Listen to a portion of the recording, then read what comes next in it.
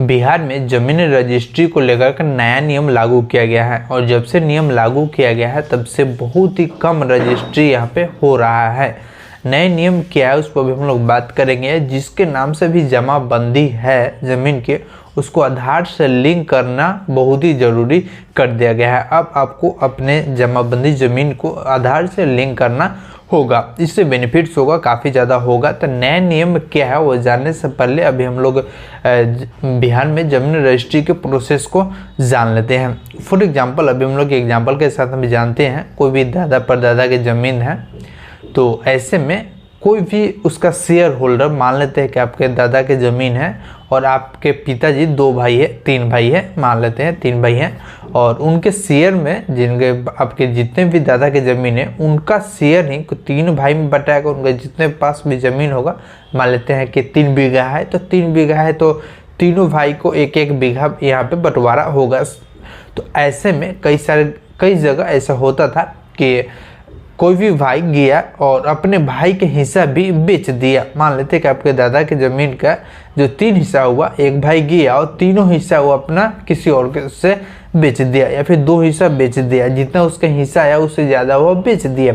ऐसे बहुत जगह होते रहता है, हमेशा से होते रहा है। और ऐसे होने के बाद में क्या होता था कि लड़ाई झगड़ा केस उस बहुत होता है। मान लेते हैं कि हमारा हिस्सा अगर कोई और बेच देता है, मेरे भाई बेच देता है, तो हम उस पर केस करेंगे, कंप्लेन करेंगे, केस लड़ेगा, चलते रहता है बहुत सारा केस जो है वो कोर्ट में आते जाता है, पटना हाई कोर्ट में। एंड इसी सब को लेकर करके ज़मीन में विवाद ना होके, ज़मीन को लेकर के झगड़ा ना होके, ज़मीन में ज़्यादा फ्रॉडगिरी ना होके, इस सब को लेकर के नए नियम को लागू किया गया है।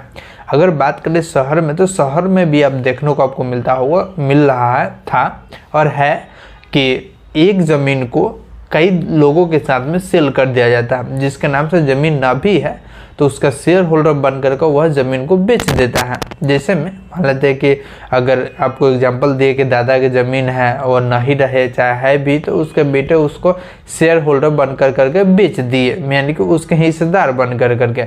उस ज़मीन में उसका हिस्सा तो है, उस हिस्सा है, लेकिन कितना है कितना नहीं है वो बंटवारा होने के बाद ही पता चलेगा, और लेकिन फिर भी वो ज़मीन को बेच देता था।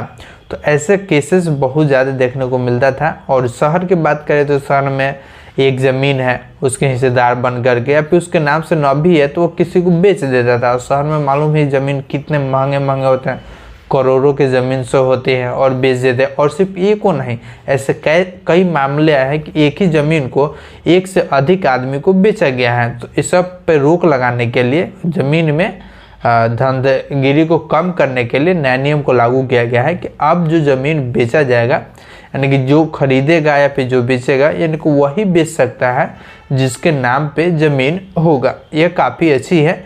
और ये ज़मीन जो है अगर आपके नाम से नहीं है, आप ज़मीन बेचना चाहते हैं, आपके दादा के नाम से है, आपके पापा के नाम से है, आप ज़मीन को बेचना चाहते हैं, आपके नाम से नहीं है, तो पहले आपको अपने नाम पे करवाना पड़ेगा। जहाँ भी आप जहाँ से भी है वहाँ पे अंचल अधिकारी के पास जाइए और वहाँ पे अपने नाम पे करवा लीजिए। हालांकि यह लॉन्ग प्रोसेस है, लंबा प्रोसेस है, बहुत जल्दी नहीं होगा, लेकिन हाँ थोड़ा मेहनत करना पड़ेगा, समय लगेगा और यहाँ पे हो जाएगा आपका। और होने के बाद ही आप उसमें काम कर सकते हैं। इसमें है कि अब हिस्सेदारी है, शेयर होल्डर होते हैं, बेटे होते हैं, बेटियाँ होते हैं, सबको मिलेगा यहाँ पे। लेकिन वहाँ पे डिपेंड करता है, बेटे बेटी सबको मिलेगा। लेकिन यहाँ पे बात यही होता है कि ज़्यादातर सब बेटे रख लेते हैं, बेटी को नहीं देते हैं।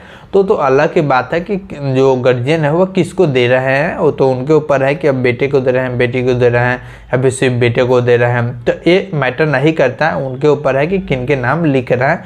ये बस एक परचेज एंड सेल की तरह है कि वह खरीदे और वह बेचे, लाइक दिस मोर।